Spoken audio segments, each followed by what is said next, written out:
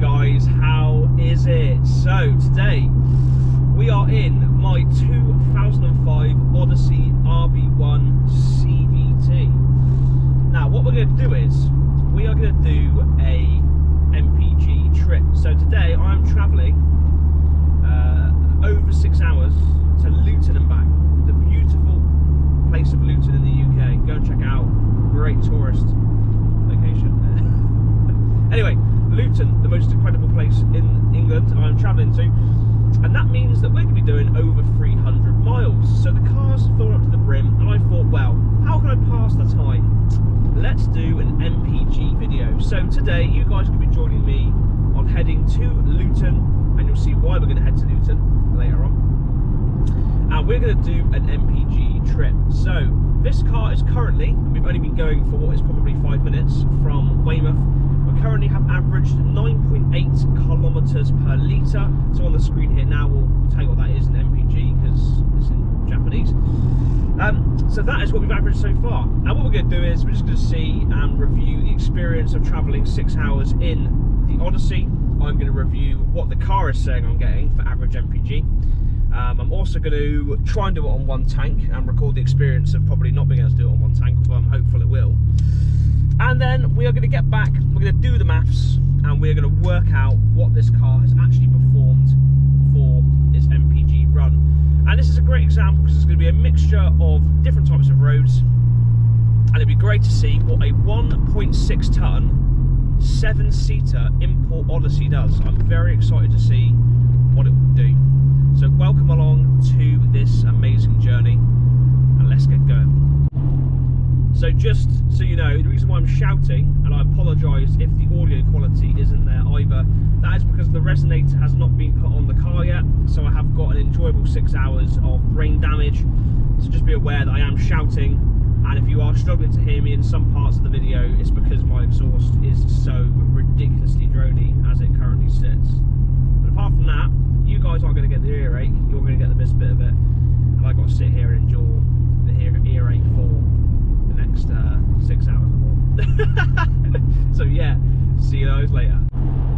So what can I say about this car? So the Absolute comes with a 6-speed, an actual 6-speed auto, and this one, which is the L, comes with a CVT box with a fake 7-speed system. What I mean by fake is I think it's programmed into the car to make it seem like it's got 7 gears, but it hasn't because it's CVT. I don't know how it works, but anyway. So you've got a CVT mode, and you've got a sort of a manual, digitised mode. Now, this gearbox is alright actually. Now, the thing it does aid this CVT box in this is fuel economy. So we're now what is coming up to 40 minutes into the drive, and I've so far averaged 11.5 kilometers per litre, which is here in MPG. And do you know what? It is such a super smooth box. Now, don't get me wrong, you know, it's never been a performance-orientated car, and it does only let you rev to 6,000 on this engine, which is rather pathetic. But I would imagine that's down to the fact that the CVT can't handle much more torque or power than those revs offer. But for what you buy this car for, it is a super slick gearbox, and actually I do have a renowned respect now for CVT boxes for their use. It's just blissful to drive. Obviously there's no real gear changes with it, you don't really feel anything. It's just lovely, it's nice to drive. It is a sweet car. The only thing is though, with the CVT, if you're in the CVT mode, and obviously you just get this, you probably got here, but you just get a drone, and a drone, and a drone, and a drone. But yeah, the gearbox and the gearing system of this car is amazing. Obviously we'd all have a manual, but for what this car comes with, you know, it gives you enough power when you need it. It's alright, it's actually alright. Do you know what? If you were to compare this to your sort of European 7-seaters, you know, your 2-litre diesels, etc., whatever they're powered by, it's just, you know, it's alright. It does go alright. It's even got an L mode, which is geared for when you've got weight in the car or going up a hard hill. It just gives you that extra torque from the engine as well, which is quite smart. So the CVT gets a tick in the box. It's just such such a blissful car to drive. We'll get onto the dynamics of the car, the suspension, and all the rest of it in just a moment.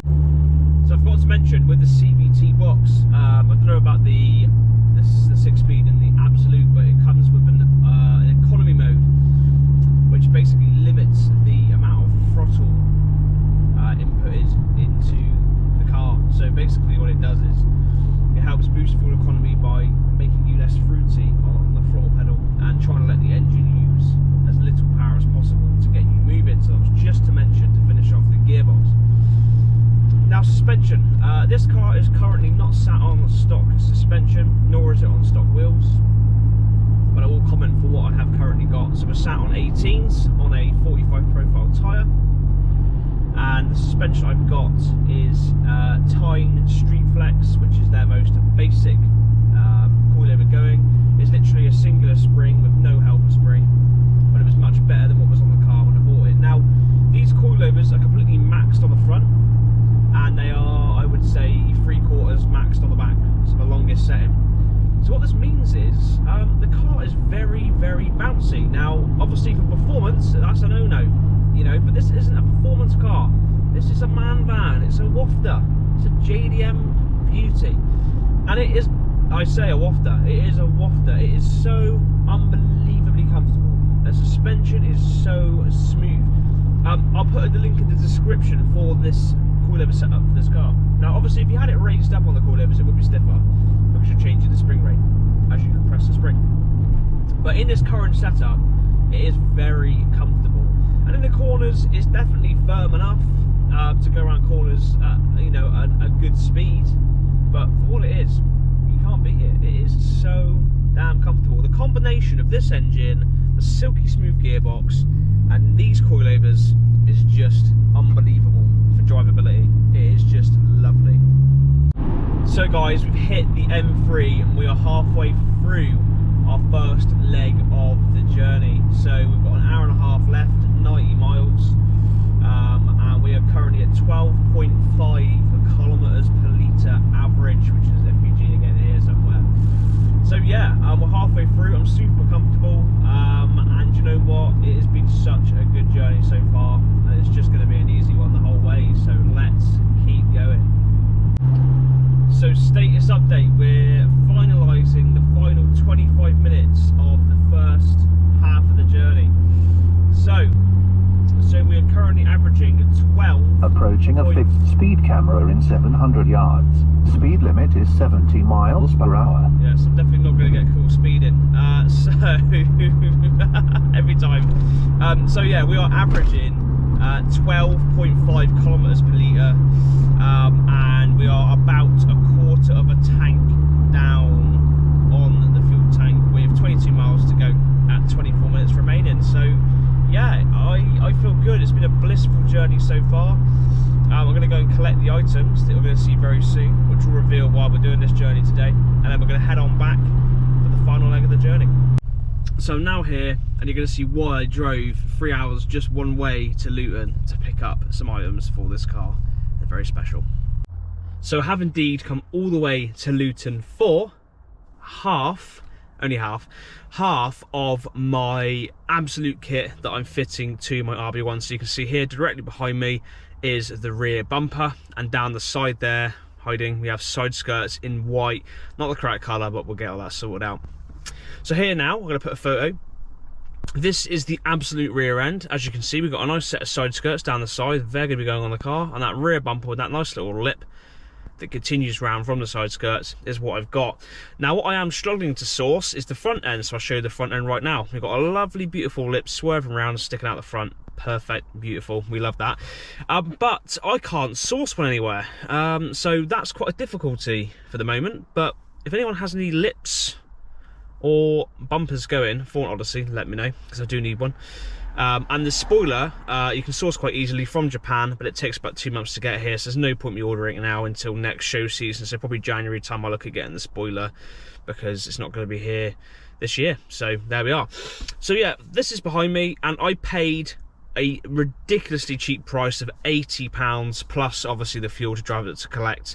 Now if you don't know anything about these parts, trying to find absolute lip kits or just Odyssey bumpers regardless of what spec they are, is very rare. So I've managed to find a set of an RB1 rear bumper, sorry, and a set of side skirts. So yeah, £80 plus the journey. That's why I travel. For people that know these cars, I reckon, even in the condition they're in, just those side skirts and that rear bumper alone with that lip on is well worth double, if not triple, what I paid for it. Easily. And do you know what? It's probably going to take me a while to source a front lip and bumper because you can't find them anywhere. And the thing is, by the time you've bought them in Japan, they're very cheap. But by the time they've been shipped over here, you're paying like 4 or 5 times the price of the item to get them posted or delivered. So, I don't know. So this is, I'm going to go on towards the end of the year for the event in December that I'm attending. Or I don't know when it's going to go on. But whenever I've got the full kit, if not. So there we are. So that is why I travelled. Now, we have got a journey back of around 150 miles, another just under 3 hours of driving. Now, once I'm back, I'm going to calculate the overall distance, because I've obviously driven since the petrol station filled up yesterday as well. So the overall distance, I would imagine, will be somewhere around 300 to 350 miles. And then we're going to calculate it. So this camera's going to switch around now. I've told you what the car is like to drive. Blissful, and you're going to see whatever I can see on the way home. Nice cars, crashes, views, whatever I see. We'll get a bit of a cinematic now, so let's get back to Weymouth.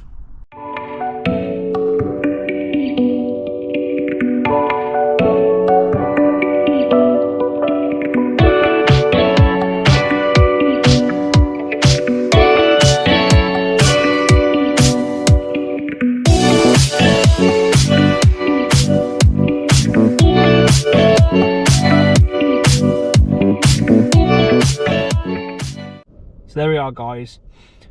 We are back and we averaged 12.3 kilometers per litre. And there you can see next to my flashing headlight light that I've got to sort out is the fuel gauge.